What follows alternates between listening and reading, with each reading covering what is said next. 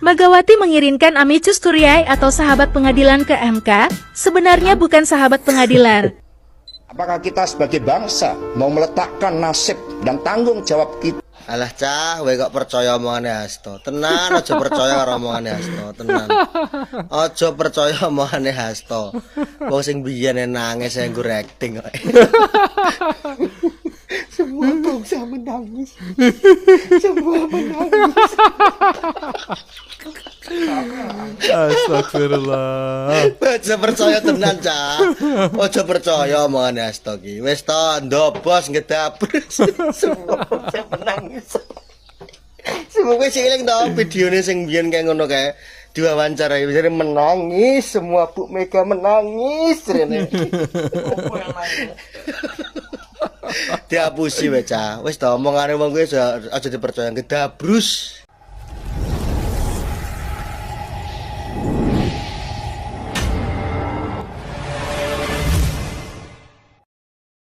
Assalamualaikum warahmatullahi wabarakatuh. Saudara-saudaraku sebangsa dan setanah air dimanapun kalian berada, semoga kalian selalu dalam kondisi sehat walafiat. Berjumpa lagi dengan saya di Sinergi Update. Kami bukanlah buzzer, kami hanya menyajikan keputusan tetap ada di tangan Anda. Teman-teman, masih tentang Amicus Curiae. Sepertinya ini yang menjadi artis ya di Indonesia saat ini. Namanya seperti orang Latin, Amicus Curiae.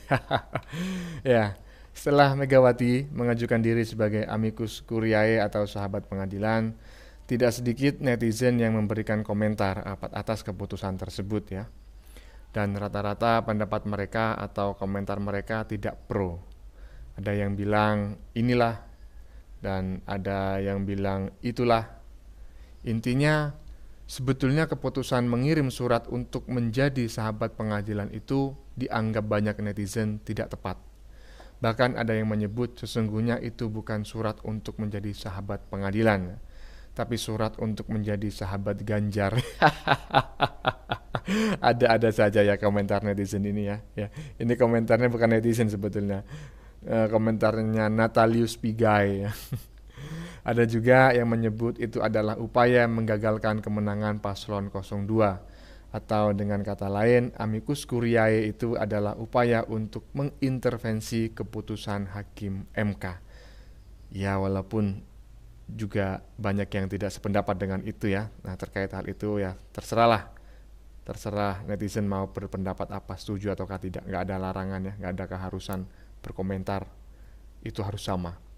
Nah, bagaimanakah videonya dan bagaimanakah komentar netizen? Mari kita tonton videonya, kemudian mari kita komentari bersama di bagian akhir video. Ini dia. Megawati mengirimkan Amicus Curiae atau sahabat pengadilan ke MK, sebenarnya bukan sahabat pengadilan. Ibu Banteng mulai turun tangan, mulai intervensi MK. Sekarang beliau berharap apa yang diinginkan bisa tercapai dengan apa yang dia miliki, yaitu kekuasaan. Kita masyarakat Indonesia, kita hanya bisa mendukung aja yang terbaik. Tentunya apa yang dilakukan Ibu Banteng itu belum tentu terbaik untuk kita masyarakat Indonesia. Mungkin itu hal yang terbaik untuk beliau, tetapi bukankah yang terbaik untuk seseorang belum tentu terbaik untuk orang lain? Betul. Kita hanya meyakini betul. apa yang sudah Tuhan siapkan untuk negara Indonesia, yaitu pemimpin terbaik. 02 akan memimpin bangsa Indonesia di 2024 hingga 2029. Biarlah Mak Banteng menunjukkan kekuasaannya. Biarlah Mak Banteng mengintervensi.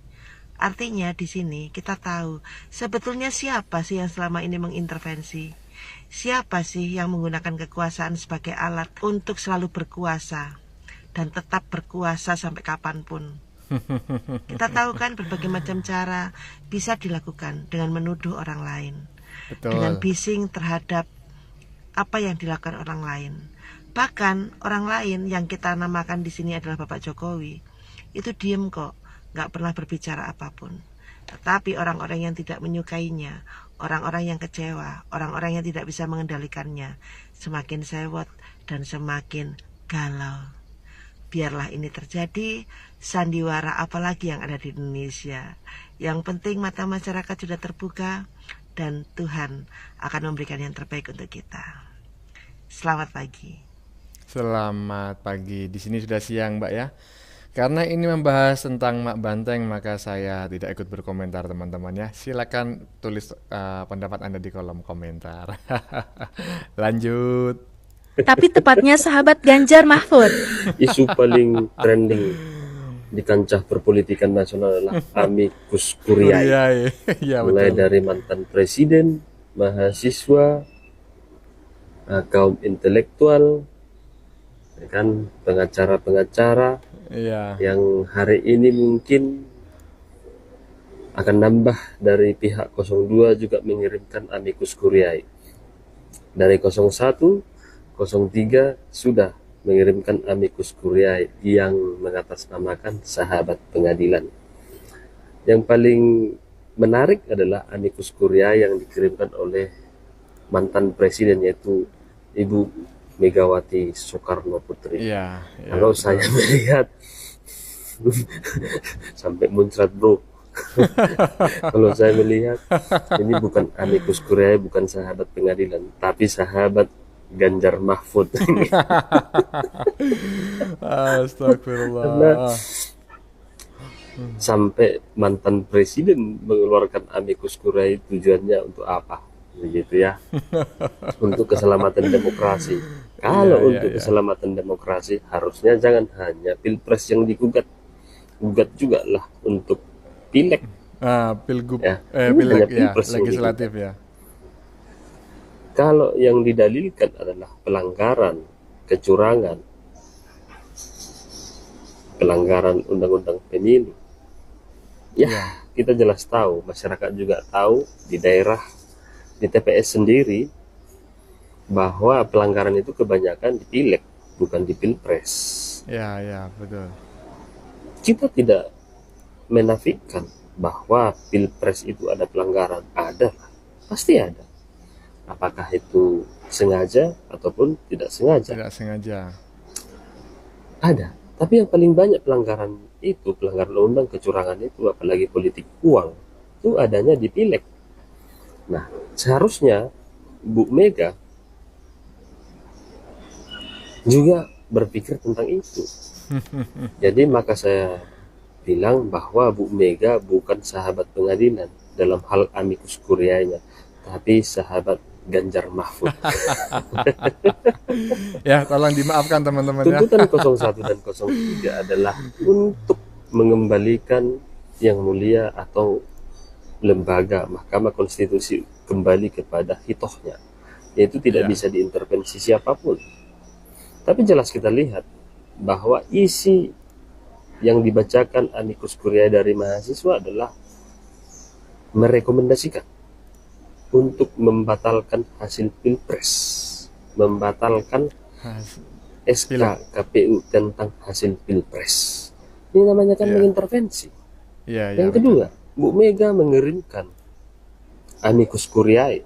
Tujuannya apa? Apakah ada konflik kepentingan? Tentu ada. Karena pihak 03 mengusulkan sengketa peradilan ke Mahkamah Konstitusi tentang pilpres.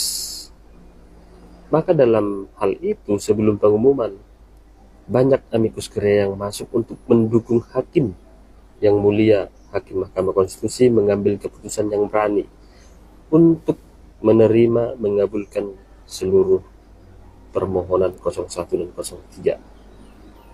Kalau bukan tujuan itu, saya pikir tidaklah mengirimkan amicus curiae.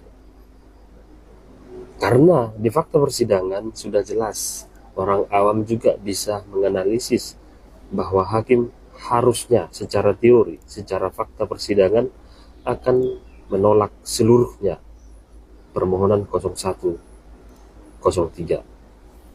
Karena bukti-bukti dan ahli-ahli yang dihadirkan tidak mumpuni untuk membantahkan, menolak hasil pemilu. Yang kedua, substansi tuntutan permohonan bukan tentang nomenklatur perselisihan hasil pemilu, Iya, iya. tetapi tentang kecurangan. Iya. Maka di berbagai kesempatan banyak ahli mengatakan bahwa ini bukan ranahnya Mahkamah MK. Konstitusi, ini ranahnya Perdata, Pengadilan, Bawaslu, DKPP, yalah Panwaslu, kayak gitu. Jadi substansi untuk perkara ini tidak masuk.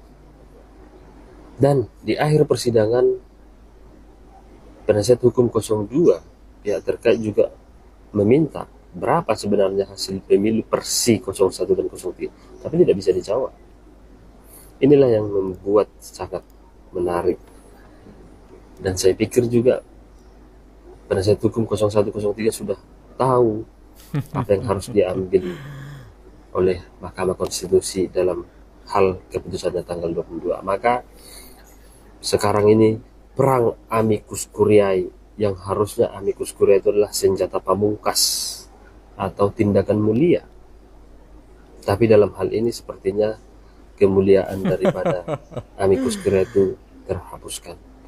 Jadi mantan Presiden Bu Megawati mengirimkan amicus curiae sebagai sahabat pengadilan, katanya. Kalau menurut saya itu sahabat Ganjar Mahfud, bukan sahabat pengadilan. Astagfirullahaladzim. Ya teman-teman ya, ini ada komentar dari Medan ini, teman-teman netizen ini berasal dari Medan. Dia mengatakan bahwa amicus curiae yang dikirimkan oleh Ibu Megawati bukanlah sahabat pengadilan sebenarnya ya, melainkan sahabat Ganjar Mahfud.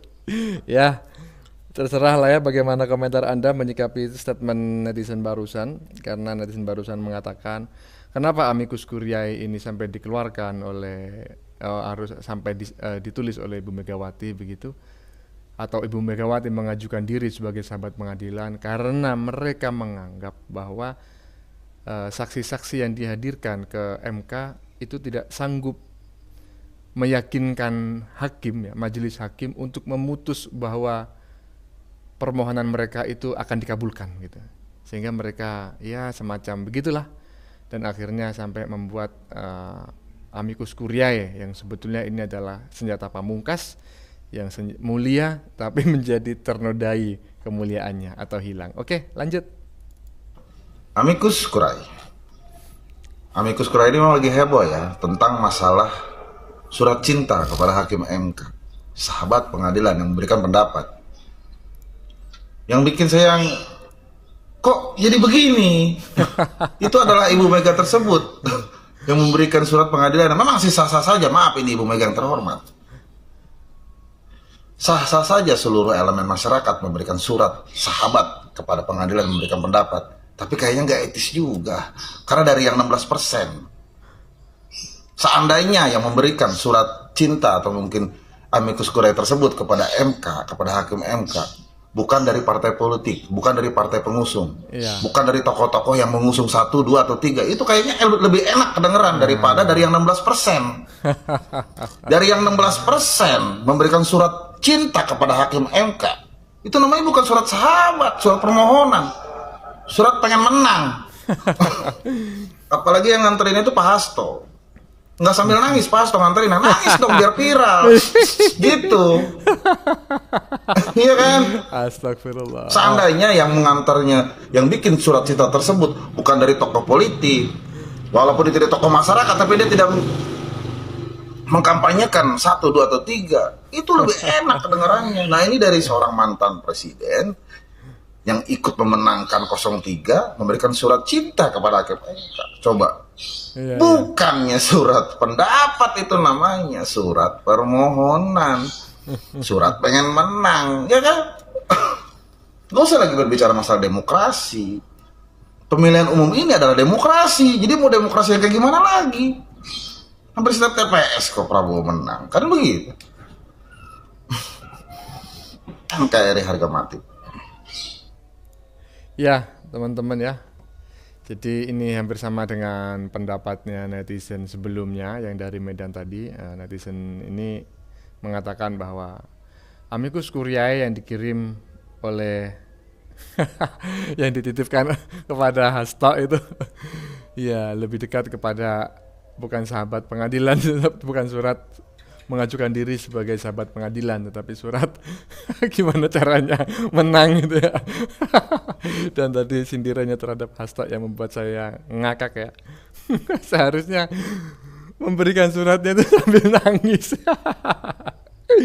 Astagfirullah. Oke, lanjut. Apakah kita sebagai bangsa mau meletakkan nasib dan tanggung jawab kita ke depan dengan memastikan setiap proses pemilu berjalan dengan fair, berjalan dengan demokratis, dan pemimpinnya betul-betul berjuang bagi bangsa dan negara, bukan berjuang bagi keluarganya? Maka ketika dunia menghadapi krisis akibat ketegangan geopolitik, disitulah peran pemimpin nasional kita untuk membangun perdamaian dunia, bukan memikirkan keluarganya mau jadi apa. Sehingga kami membangun kesadaran seluruh Amicus Curiae, membangun kesadaran seluruh kelompok pro demokrasi. Mari bersatu untuk menyelamatkan masa depan negeri ketika kedaulatan rakyat harus tercermin melalui pemilu dan tidak boleh ada kekuatan manapun, apalagi satu keluarga yang mencoba menghilangkan demokrasi yang sudah dirintis para pejuang bangsa, termasuk Ibu Kartini. Habis gelap terbitlah terang. Jangan sampai terang demokrasi yang telah dirintis oleh para mahasiswa perjuangan panjang, termasuk oleh Ibu Megawati Soekarno Putri, kemudian dihancurkan menjadi kegelapan demokrasi. Ya teman-teman, ini adalah statementnya Pak Hasto ya, yang sangat berapi-api ya. Dan kita sudah dengar bersama, durasinya 1 menit 12 detik barusan. Saya nggak ikut komentar lah ya, biar netizen aja yang berkomentar. Ini dia komentarnya netizen terkait statementnya Pak Hasto barusan. Jangan ketawa ya. Apakah kita sebagai bangsa mau meletakkan nasib dan tanggung jawab kita? Alah cah, kowe kok percaya omongane Hasto. Tenan aja percaya karo omongane Hasto, tenan. Aja percaya omongane Hasto. Wong sing biyen nangis saya nggo acting kok. Semua bangsa menangis. Semua menangis. Astagfirullah. Aja percaya tenan cah. Aja percaya omongane Hasto ki. Wis to ndobos ngedabur. Semua bangsa menangis. Semoga sing eling to videone sing biyen kayak ngono kae. Diwawancarai bisa menangis, semua Bu Mega menangis rene. Dihapusi baca. Wis to omongane wong kuwi aja dipercaya gedabrus. Lah iya wong pinginane pohon ambruk di depan rumah Pak Prabowo jare yang salah Pak Prabowo jare enggak peduli dengan lingkungan. Emang Pak Prabowo harus ngurusi halaman rumahnya. Semuanya harus Pak Prabowo yang ngurusi. Karena tukang kebunnya. Kan ada tukang kebunnya. Ngapain dia bayar tukang kebun? Ngapain dia melihara tukang kebun, asisten?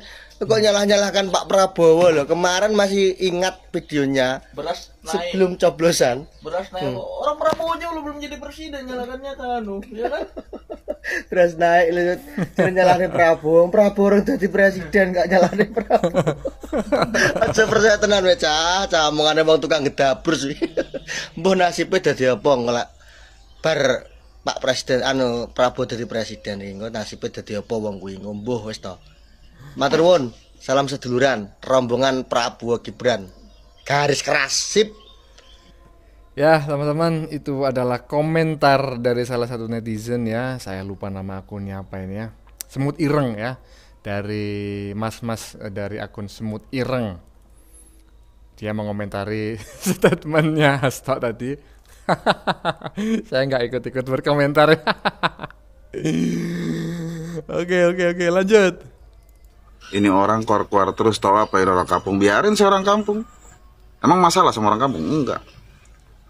Walaupun saya orang kampung, setidaknya pikiran saya ngotak. Daripada abang ngaku orang kota. Tapi otak masih ada dalam gua. Enggak begitu, orang kota biasanya pinter-pinter. Jawablah isi konten, bukan mengkoreksi orang yang bikin konten. Tuh. Mau demokrasi yang kayak gimana lagi yang abang maksud, coba. Abang kan orang kota nih. Coba mau yang kayak gimana lagi. Pemilu sudah diadakan. Setiap daerah ada. Saksi dari semua partai ada.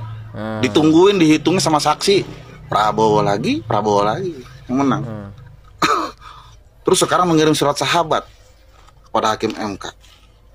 Namanya bukan surat sahabat itu, karena Ibu Mega ini adalah pengusung 03. Ya namanya ini keluhan, ngeluh ingin menang. Ya kan? Terkecuali yang memberikan surat sahabat tersebut adalah orang-orang yang bukan pengusung dan tidak mengkampanyekan 01, 02, 03. Itu baru namanya surat sahabat. Biar hakim MK ini jujur. Ya, itu lebih enak kedengerannya. Koreksi sekarang, dari mana salahnya kata-kata saya? Abang kan orang kota nih. NKRI, harga mati. Mantap ya teman-teman ya. Jadi kalau mau mengoreksi itu koreksilah isi kontennya, tapi jangan mengoreksi orangnya. Jangan ngatain orang kampung nih, orang hutan nih misalnya. Orang nggak melek informasi nih, orang nggak melek teknologi. Ya itu kan yang diserang adalah pribadinya teman-temannya, itu sebaiknya tidak dilakukan. Kalau memang salah, itu yang dikoreksi adalah pendapatnya gitu ya, bukan pribadinya. Karena menyerang pribadi itu adalah suatu hal yang tidak intelek ya, atau berjiwa pengecut. Banyak yang mengatakan demikian. Oke, kita lanjutkan video selanjutnya. MK itu dibentuk di zamannya. Presiden yang pernah menandatangani undang-undang Mahkamah Konstitusi tidak boleh. Sebagai sahabat, lagian ini bukan upaya pembuktian sesuatu. Amicus curiae adalah tradisi yang perlu dihormati dan biasa saja di Mahkamah Konstitusi. Misalnya konteks kecurangan pemilu menggunakan gentong babi, Prof. Gentong babi terus. Konteksnya tidak perlu ada alat bukti orang bagi gentong babi, insentif dana, bansos dan lain-lain, dan mengatakan bahwa pilih 02, tidak perlu. Loh, terus gimana? Karena Pembuktiannya konsep bagaimana? kecurangan gentong babi cukup menjelaskan secara sederhana. Apakah ada kebijakan dan tindakan yang menggunakan insentif dana negara di tahun pemilu? Kalau itu terbukti ada kebijakan dan tindakan, itu sudah tidak fair dalam ilmu kepemiluan dan dianggap sebagai kecurangan berpemilu. Jadi sesederhana itu gitu ya. Di poin itu maka pembuktiannya apakah ini melanggar azas kejujuran dan keadilan. Bagaimana mau membuktikan soal kejujuran dan keadilan terhadap kekuasaan yang punya tangan di banyak hal? Berat sekali itu. Oleh karena itu cukup hanya kebijakan tindakan yang sebenarnya tidak boleh ada, tidak boleh dilakukan di tahun pemilu, maka itu sudah membuktikan sesuatu. Kalau bicara Bu Megawati kirim amici, kita bicara konflik kepentingan. Tapi kalau ada paman, presiden, dan anaknya, kita lupa itu konflik kepentingannya. Padahal konflik kepentingan juga. Lebih terang benderang lagi. Ya, terserah lah ya. Saya bacakan captionnya aja di bagian videonya teman-teman ya. Pakar hukum ini aktor film Dirty Food. Oh, aktor ternyata. Baru tahu saya ya, karena yang tayang pas masa tenang pemilu. Nah, seharusnya nggak boleh tuh. Mungkin tujuannya ingin menjatuhkan 02. Sekarang punya pendapat Bu Megawati kirim amisi ke MK sebagai sahabat pengadilan hal wajar meski beliau ketum PDIP, pengusung 03. Pakar hukum ini yang diomongin bansos mulu, gentong babila. Oke, terserah. Lanjut. Oke, ternyata sudah habis. Ya, itu tadi ya teman-teman ya, sudah kita saksikan bersama beberapa video yang sudah kami sajikan. Tadi di bagian awal kita lihat bersama video tentang beberapa netizen yang mengomentari amicus curiae yang dikirimkan oleh Ibu Megawati beberapa waktu lalu. Tadi juga ada yang menyebut sesungguhnya itu bukan surat untuk menjadi sahabat pengadilan, tapi surat untuk menjadi sahabat Ganjar. Ya, komentar netizen itu mungkin didasarkan pada fakta bahwa Megawati adalah ketua umum PDIP dan itu tidak bisa dibantah ya. Sementara itu saat ini PDIP adalah partai pengusung Ganjar dan Mahfud MD sebagai presiden dan wakil presiden, dan Ganjar saat ini adalah pihak yang berperkara di MK ya, terkait permohonan sengketa hasil pemilu. Tentu sebetulnya Megawati dianggap tidak bisa menjadi sahabat pengadilan karena dia termasuk dalam salah satu pihak yang berperkara. Dia tidak dalam posisi netral, dengan kata lain dia tidak bisa disebut sebagai pihak ketiga ya. Tetapi ya tidak masalah lah. Itu adalah hak setiap warga negara untuk mengajukan diri menjadi sahabat pengadilan. Karena sebetulnya ini juga masih debatable ya, karena nanti bisa beralibi. Ibu Mega itu mengajukan sebagai warga negara Indonesia, misalnya seperti itu, sebagai warga biasa. Ya, itu biarlah hakim MK yang akan menilai. Bagaimana menurut kalian? Keputusan ada di tangan Anda. Silakan tulis di kolom komentar, baik Anda yang setuju maupun yang tidak setuju dengan isi konten ini. Sebelumnya saya memohon maaf jika dalam penyajian konten ini ada kata-kata yang menyinggung, kurang tepat penggunaannya, atau ada data yang dianggap keliru atau salah. Saya memohon maaf yang sebesar-besarnya. Jangan lupa like, share, dan subscribe bagi yang belum subscribe. Kita jumpa lagi di lain video. Salam NKRI.